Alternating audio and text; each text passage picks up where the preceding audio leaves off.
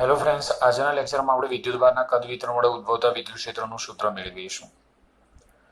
વિદ્યુતભારના કદ વિતરણ વડે કોઈ બિંદુ પાસે ઉદ્ભવતું વિદ્યુત ક્ષેત્ર શોધવું હોય તો આપણે વિદ્યુતભારની કદ ઘનતા નામની રાશિની જરૂર પડે છે. તો વિદ્યુતભારની કદ ઘનતા એટલે શું?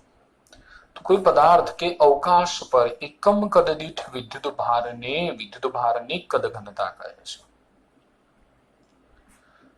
વ્યાખ્યા પરથી આપણે સૂત્ર બનાવીએ તો એકમ કદ દીઠ વિદ્યુતભાર એટલે કે ક્યુ બાય વી ના ગુણોત્તરને વિદ્યુતભારની કદ ઘનતા કહે છે. જો કોઈ પદાર્થનું કદ વી હોય અને તે પદાર્થ પર વિદ્યુતભારની કદ ઘનતા રો હોય તો પદાર્થ પરનો કુલ વિદ્યુતભાર Q is equal to V rho જેટલો થાય. વિદ્યુતભારની કદ ઘનતા એ અદિશ રાશિ છે જેનો એકમ કુલમ પર મીટર ક્યુબ છે અને પારિમાણિક સૂત્ર L-3T1A1 છે. ઓકે, તો મિત્રો આજે આપણા ક્વેશ્ચનની શરૂઆત કરીએ કદ વિતરણ વડે ઉદ્ભવતા વિદ્યુત ક્ષેત્રનું સૂત્ર મેળવો. ધારો કે આ કોઈ એક કદ છે કે કોઈ ઘનફળ છે કે અવકાશનો એક નાનો ભાગ છે જેના પર વિદ્યુતભાર સતત રીતે પથરાયેલો છે, જેને વિદ્યુતભારનું કદ વિતરણ કહે છે. આ કદ વિતરણને લીધે આપણે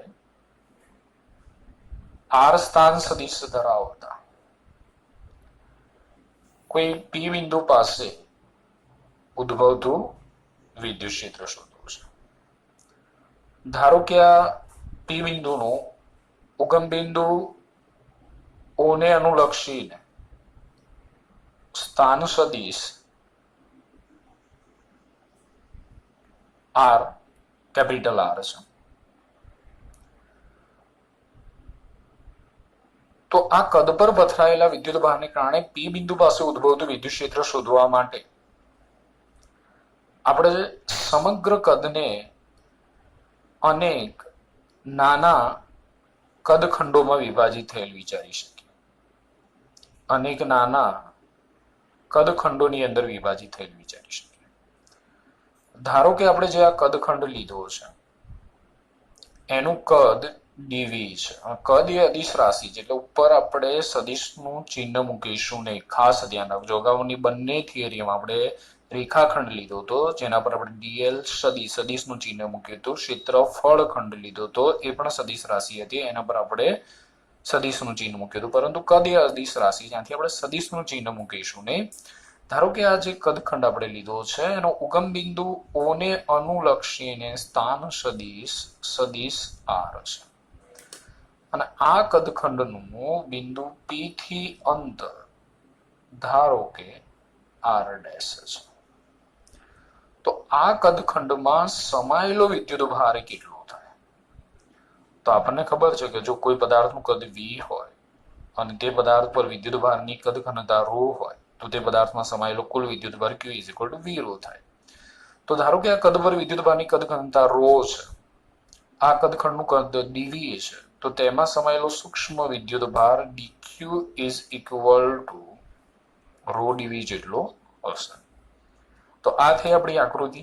હવે આપણે આકૃતિના આધારે મુદ્દા લખવાના છે. અગાઉની બે થિયરીમાં જે આપણે મુદ્દા લખેલા છે એ જ રીતે આ થિયરીમાં પણ મુદ્દા લખીશું.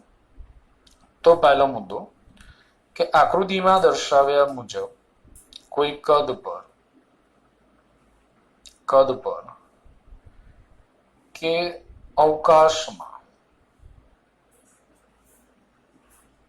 અવકાશમાં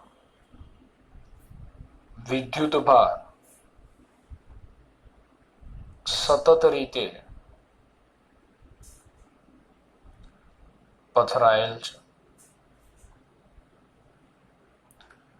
બીજો મુદ્દો, ધારો કે વિદ્યુતભારની કદ ઘનતા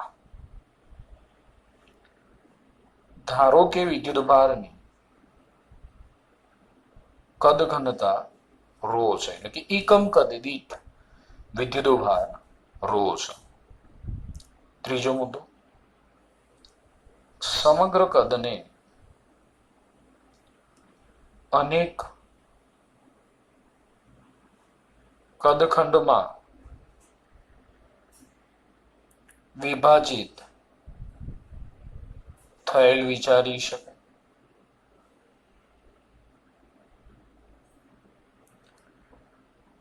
ચલો તેના પર ડીવી જેટલું કદ ધરાવતા અતિ સૂક્ષ્મ કદખંડને ધ્યાનમાં લો.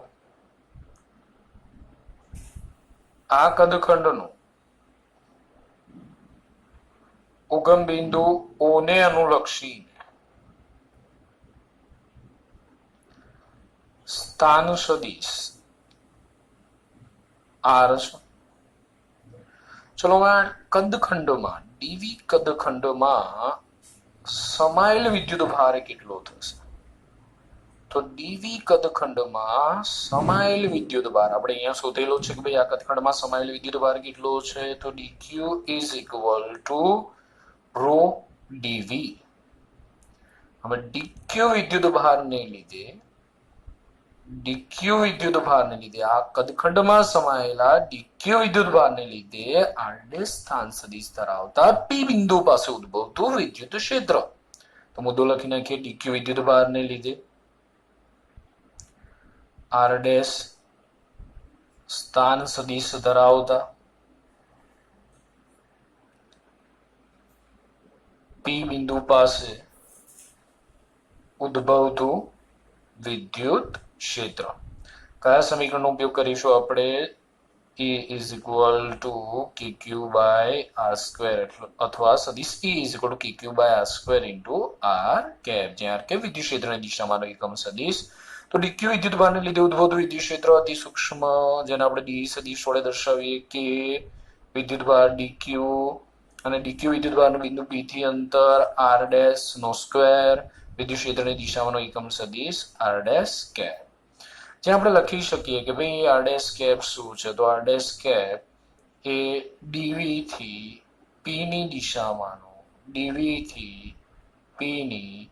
દિશામાંનો એકમ સદિશ છે. અને અહીંયા જે કેપિટલ આર દેખાય છે બિંદુ પી નો કે બિંદુઓને અનુલક્ષીને સ્થાન સદિશ છે. ઓકે મિત્રો, આગળ જઈએ. હવે પી પાસે કુલ વિદ્યુત ક્ષેત્ર કેટલું થશે?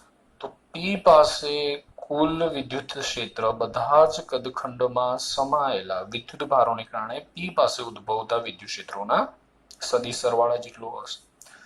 તો સંપાતપણાના સિદ્ધાંત અનુસાર પી પાસે કુલ વિદ્યુત ક્ષેત્ર આપણે લખવું હોય તો સદિશ E is equal to integration dE સદિશ.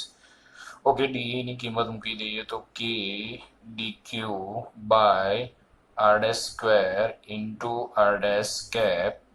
કે ને આપણે બાર લઈ લઈએ તો કે સંકલનની બાર integration dQ by R dash square into R dash cap, જેને આપણે સમીકરણ નંબર 1. ચલો ડીક્યુ ની કિંમત મૂકી દઈએ. ડીક્યુ ની કિંમત છે રો ઇન્ટુ ડીવી કદખંડમાં સમાયેલો સૂક્ષ્મ વિદ્યુત ભાર. તો સમીકરણ આપણને કંઈક આવું મળશે. સદિશ E is equal to K DQ ની જગ્યાએ rho ડીવી by R dash square into R dash cap, સમીકરણ નંબર 2. ચલો K ની જગ્યાએ આપણે 1/4πε0 લખી શકીએ. માટે આપણને સમીકરણ મળશે સદિશ E is equal to 1/4πε0 integration rho ડીવી by R dash square into R dash cap. તો આ થઈ થિયરી આપણી વિદ્યુત ભારના કદ વિતરણ વડે ઉદ્ભવતા વિદ્યુત ક્ષેત્રનું સૂત્ર. ચલો આખી થિયરી જોઈ લો. હવે આપણે ચર્ચા કરીશું દરેક લેક્ચરની જેમ આ ટોપિક પર આધારિત કેટલાક ક્વેશ્ચન. ચલો આખો ક્વેશ્ચન અહીં આવી જાય છે, કમ્પ્લીટ આવી જાય છે. ચલો તો આજના કઈ ક્વેશ્ચન આ પ્રમાણે છે. તૈયાર છો? નોટ અને પેન જોડે રાખજો લખવા માટે. ઓકે, ચલો સ્ટાર્ટ કરીએ. પહેલો પ્રશ્ન, 1 mm બાજુવાળા સમઘન પર 10 ગુણ્યા 10 ની -6 કુલમ વિદ્યુતભાર સમાન રીતે વિતરિત થયેલ છે તો વિદ્યુતભારની કદ ઘનતા શોધો.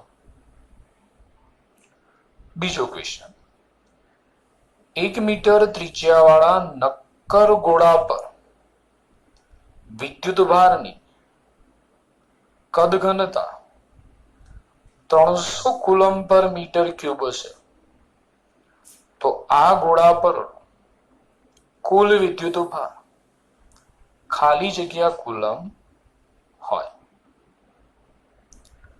ત્રીજો ક્વેશ્ચન, 1 સેન્ટીમીટર બાજુવાળા લંબઘન પર વિદ્યુતભારની કદ ઘનતા 10³ કુલમ પર મીટર ક્યુબ છે તો આ લંબઘન પરનો કુલ વિદ્યુતભાર શોધો. ક્વેશ્ચન 4, 1 સેન્ટીમીટર ત્રિજ્યાવાળા ગોળા પર 1 નેનો કુલમ વિદ્યુતભાર સમાન રીતે વિતરિત થયેલ છે તો વિદ્યુતભારની કદ ઘનતા શોધો. 1 નેનો કુલમ એટલે 10⁻⁹ કુલમ. ક્વેશ્ચન 5, ધારો કે એક ઘન પેટીમાં વિદ્યુતભાર ઘનતા બીટા XYZ છે. જો પેટીની લંબાઈ કેપિટલ L હોય તો તેમાં કુલ વિદ્યુતભાર કેટલો હોય? મેં હિન્ટ આપી દીધી છે. કુલ વિદ્યુતભાર શોધવા માટે તમને જે પેટી એટલે કે જે સમઘન આપેલી છે અને તમારે નાના નાના ખંડોની અંદર વિભાજિત કરવી પડશે અને એમાં સમાયેલ એ ખંડમાં સમાયેલ સૂક્ષ્મ વિદ્યુતભાર DQ, આવા બધા જ સૂક્ષ્મ ખંડમાં સમાયેલ વિદ્યુતભારનો સરવાળો કરો એટલે Q મળશે. તો એ સૂક્ષ્મ કદખંડમાં સમાયેલો વિદ્યુતભાર કેટલો હશે? આપણે થિયરીમાં જોયું એ પ્રમાણે ρ dV. એ કદખંડનું કદ કેટલું થશે? તો કદ dV dx dy dz. હવે ρ ની કિંમત મૂકી દો, બીટા XYZ, બીટાને બહાર લઈ લો, XYZ સંકલનની અંદર XYZ dx dy dz સંકલન લો, 0 થી L કિંમતો મૂકો, જવાબ લાવો. ઓકે, મેં અહીંયા બધા જ જવાબ તમને બાજુમાં લખેલા છે દરેક ક્વેશ્ચનના, એટલે તમે ટેલી કરી શકો છો. મિત્રો, ખાસ જે તમને ટોપિકની ચર્ચા બાદ જે પણ MCQ આપેલા છે એ ખાસ એને ગણવાનો પ્રયત્ન કરજો. ના આવડે તો જ્યારે આપણે રૂબરૂ મળીએ ત્યારે એનું સોલ્યુશન કરશું, નહીં તો મેં તમને કીધું છે કે તમે વોટ્સઅપ પર એનું સોલ્યુશન માંગી શકો છો. ઓકે, તો ખાસ દરેક લેક્ચરની અંદર તમને જે MCQ આપવામાં આવે છે એની ખાસ પ્રેક્ટિસ કરજો, ગણતરી કરજો.